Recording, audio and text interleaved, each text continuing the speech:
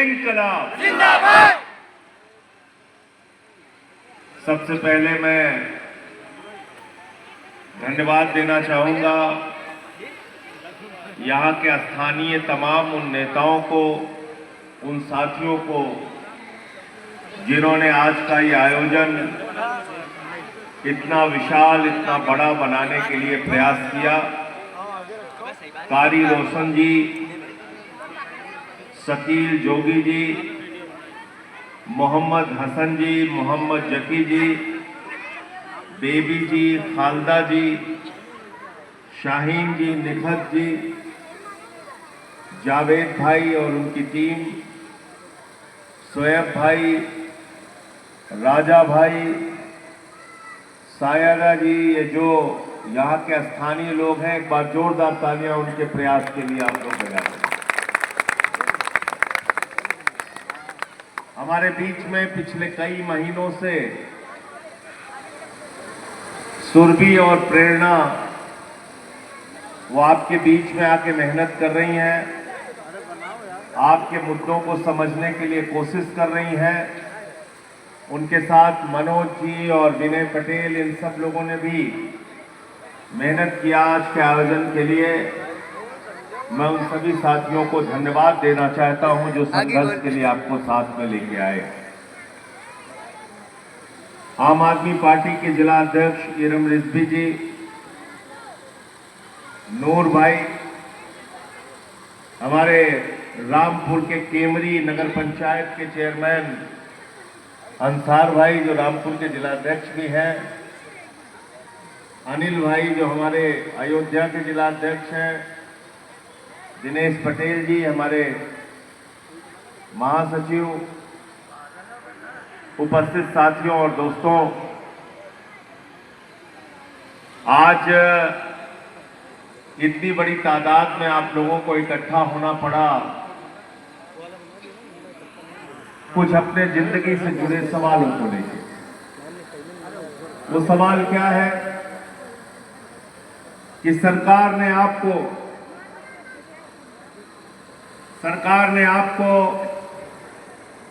रातों रात बिना किसी नोटिस के अचानक उजाड़ दिया। अकबर नगर क्षेत्र में आप लोग रहते थे और आपके घरों पर बुलडोजर चला दिया गया।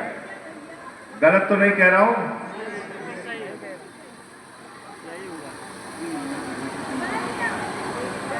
और इसके अलावा तुलसी कॉम्प्लेक्स और बुलाकी अड्डा, यहां से भी लोग आए हुए हैं। तो जब आपको उजाड़ा गया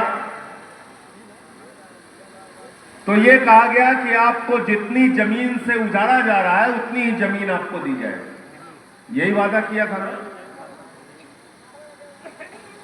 कोई 1500 स्क्वायर फीट में रहता था, कोई 2000 स्क्वायर फीट में रहता था, और फिर आपको लाके यहां पे 250 स्क्वायर फीट के इस छोटे से घर में 10 लोगों का परिवार हो, 20 लोगों का परिवार हो, सबको लाके इसी में भर दिया और उसके बाद जमीन देना तो दूर की बात है, 4200 रुपए की किस्त बांधी। 4200 रुपए की किस्त बांधी। फिर जो लोग यहां पे आके बसे,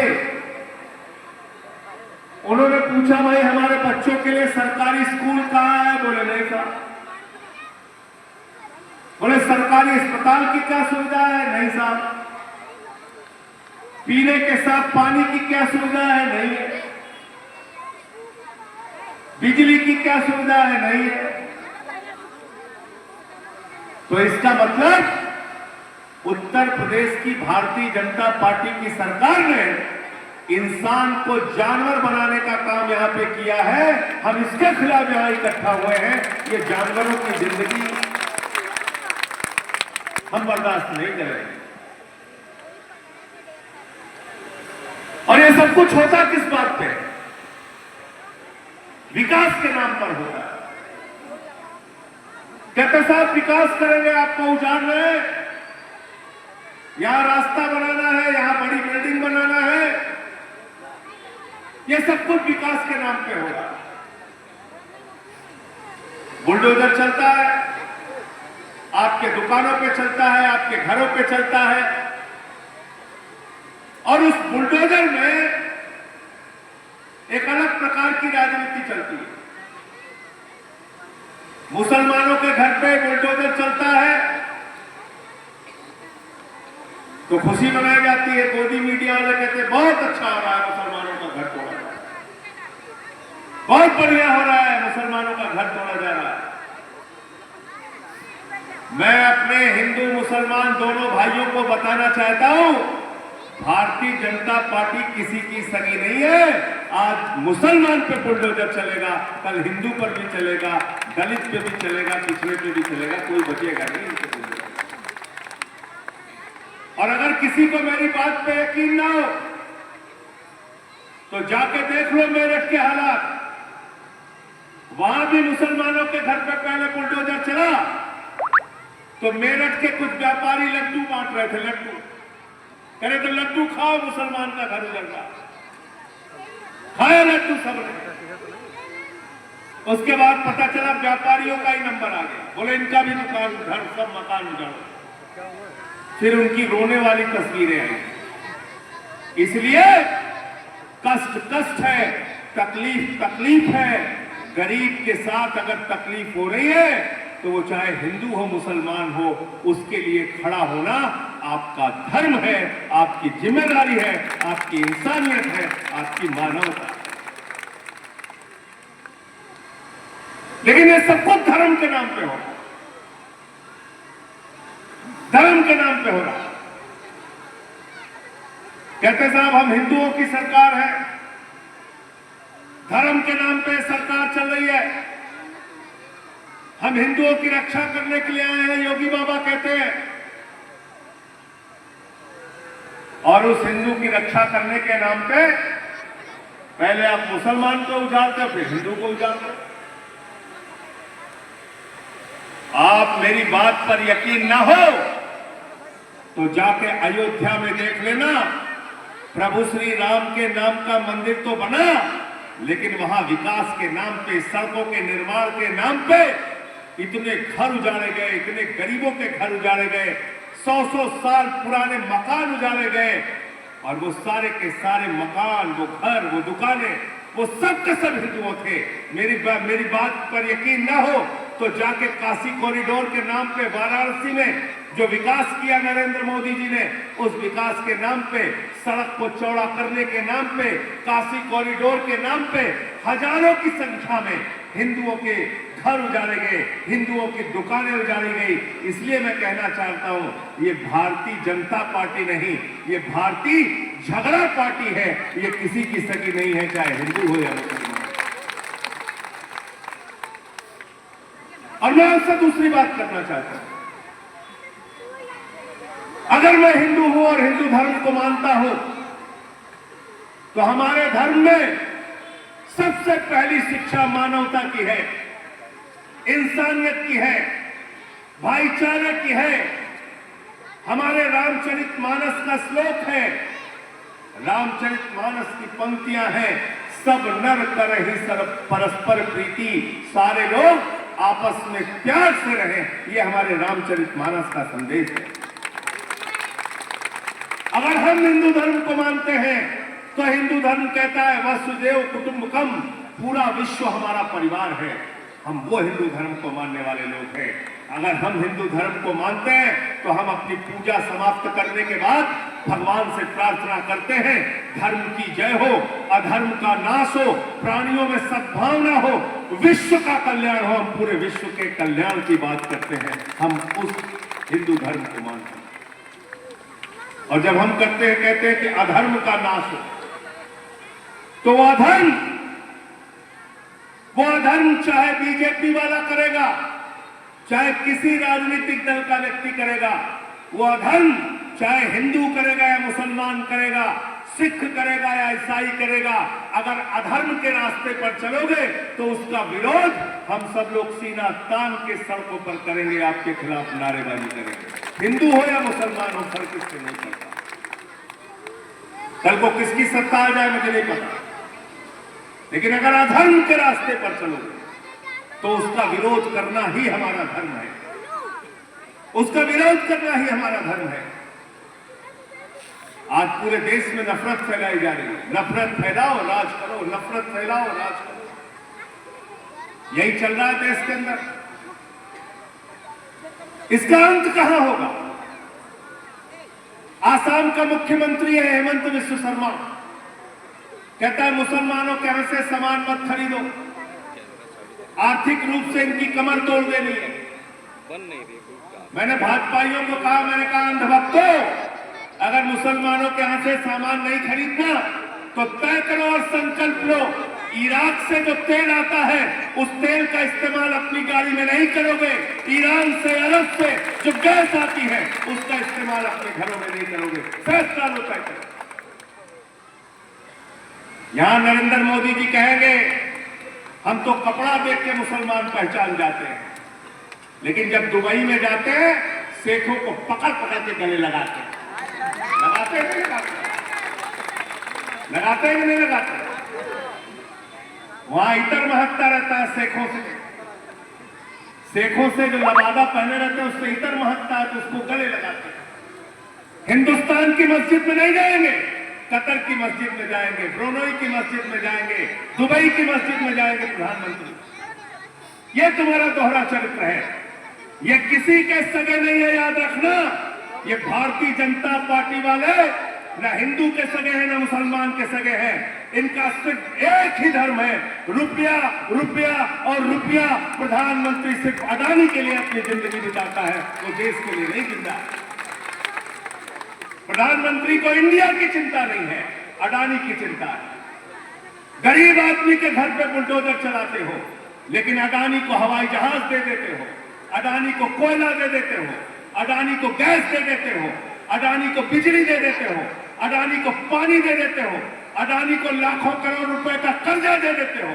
अपने एक दोस्त के लिए पूरे हिंदुस्तान को तुमने नीलाम करने का अपराध किया है। प्रधानमंत्री जी, ये सवाल हम आपसे पूछना चाहते हैं, अगर अकबर नगर में रहने वाले लोगों को तुमने उजाड़ा तो डबल इंजन की मोदी योगी सरकार ने उतनी जमीन, उतनी जगह, उतना मुआवजा इन लोगों को क्यों नहीं दिया? इसका हम आपसे जवाब चाहते हैं, ये सवाल है हमारा। मैंने पार्लियामेंट में पढ़ा था और मैं हमेशा सबके मुद्दे उठाता हूं, कर्मचारियों के भी मुद्दे मैंने उठाए, हमारे पुलिस के जवान हैं इनके मुद्दे भी मैंने उठाए। इनकी पेंशन के ऊपर डाका डालने का काम सरकार ने किया। अरे पेंशन तो बुढ़ापे का सहारा होता है, लेकिन उसको भी बंद कर दिया इस सरकार ने, उसको भी बंद कर दिया। पेंशन नहीं देते कर्मचारियों को, उसके लिए पैसा नहीं इनके पास। भारत माता की सुरक्षा करने के लिए जो सेना में हमारा जवान जाता था, पूरी जिंदगी भारत माता की रक्षा के लिए लगा देता था, उसको 4 साल का अग्निवीर बना दिया। वो सवाल भी मैंने उठाया। हमारे सीएपीएफ के जो जवान है, जो बीएसएफ के जवान है, सीआरपीएफ के जवान है, वो सीमाओं की रक्षा करते हैं भारत की। मैंने उनका सवाल भी उठाया कि उनको भी पेंशन दो, उनकी भी पेंशन बंद कर दी तुमने, उनको भी प्रमोशन दो, अधिकारियों को उनकी प्रमोशन बंद करके रखी है। मैंने मजदूरों का सवाल उठाया, मैंने किसानों का सवाल उठाया, मैंने स्कूलों का सवाल उठाया, अस्पतालों का सवाल उठाया, लेकिन दुर्भाग्य से ये सारे सवाल पीछे हो जाते हैं। जाति और धर्म के नाम पर देश की राजनीति चल रही है। अभी नीति आयोग की रिपोर्ट आई है मेरे दोस्तों, हिंदुस्तान में 1 लाख सरकारी स्कूल ऐसे हैं जिसमें सिर्फ एक टीचर है। 1 लाख सरकारी स्कूल। मैं पूछना चाहता हूं बजरंग दल के लोगों से, विश्व हिंदू परिषद के लोगों से, बीजेपी के लोगों से, नारे लगाते हो जिस हिंदू का खून न खौला, आओ हमारे साथ, मैं कह रहा हूं, ये 1 लाख सरकारी स्कूल जो हिंदुस्तान के अंदर, जिसमें सिर्फ एक टीचर है, बोलो कि हमारा खून खोल रहा है। और मोदी और योगी की सरकार उन स्कूलों को टीचर मुहैया कराए, वहां पे पढ़ाई बच्चों की कराए। लड़ो लड़ाई इसके लिए, उसकी लड़ाई नहीं लड़ोगे, उसकी आवाज नहीं उठाओगे।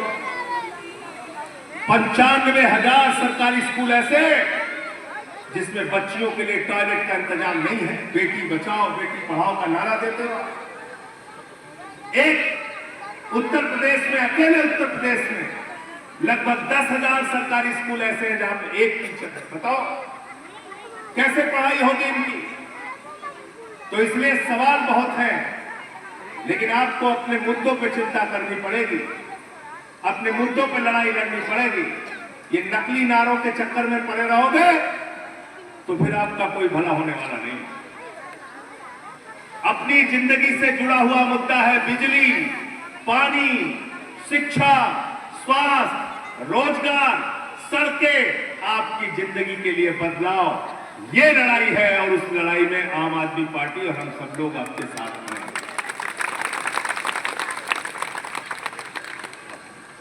उस लड़ाई में हम सब लोग आपके साथ खड़े हैं। जो 3-4 मुद्दे यहां पर आए हैं, देश की संसद जब भी शुरू होगी, आपकी आवाज देश के सर्वोच्च सदन में उठाने का काम मैं करूंगा। ये विश्वास आपको दिलाकर जाएगा।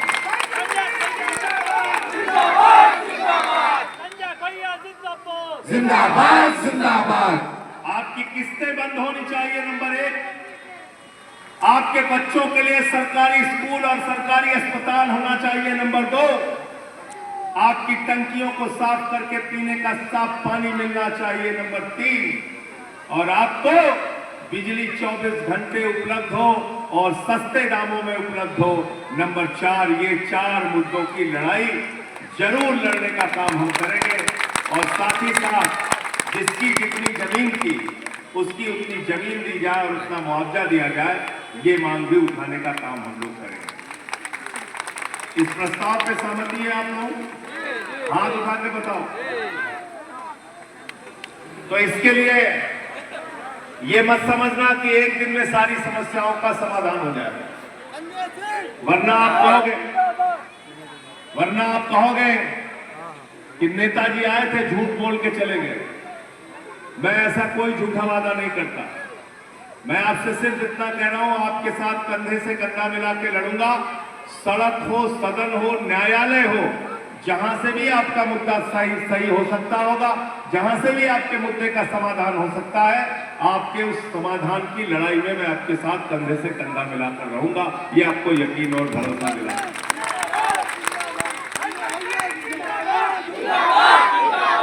लेकिन अगर आप चुपचाप होकर घर बैठ जाओगे तो याद रखना, माएं भी अपने बच्चों को बिना रोए हुए दूध नहीं देती। जब वो रोता है तभी उनको याद आता है बच्चा हमारा भूखा है। तो ये सरकार जो निकम्मी बैठी हुई है, इसको जगाने के लिए आवाज तो आपको लगानी पड़ेगी। यहां पर हमारी पार्टी के लोग आपके संपर्क में रहेंगे। आपके लिए कल ही मैं मुख्यमंत्री को पत्र लिखूंगा कि इन मुद्दों पर आपके ध्यान दें और इसका समाधान करें। और इसके साथ साथ आगे भी जो प्रदर्शन या जो लड़ाई आपकी होगी उसके आपके साथ रहूंगा, उसमें आपके साथ रहूंगा। बहुत दुखद बात है कि जब मैं यहाँ पे आया मुझे बताया गया यही पड़ोस में ही बिल्कुल इस मंच के बगल एक परिवार में मृत्यु हो गई है, जिनके यहाँ मैं गया अभी आने से पहले ही, आते ही मैं गया वहां। हम सब लोग उनको अपनी श्रद्धांजलि देते हैं, प्रभु से प्रार्थना करते हैं, ईश्वर से प्रार्थना करते हैं उनकी आत्मा को शांति दे, उनके परिवार को ये अपार कष्ट सहन करने की शक्ति दे। ज्यादा उम्र भी नहीं थी, बता रहे थे लोग कि लगभग 40 साल की उम्र थी जिनकी मृत्यु हुई है। हम लोग क्या सहयोग उनके परिवार का भी कर सकते हैं, वो भी जानकारी लेके उनकी भी मदद करने का काम हम लोग करेंगे। आपने मुझे यहाँ पर बुलाया, अपनी बात कहने का मौका दिया, इसके लिए आपका बहुत आभार और धन्यवाद।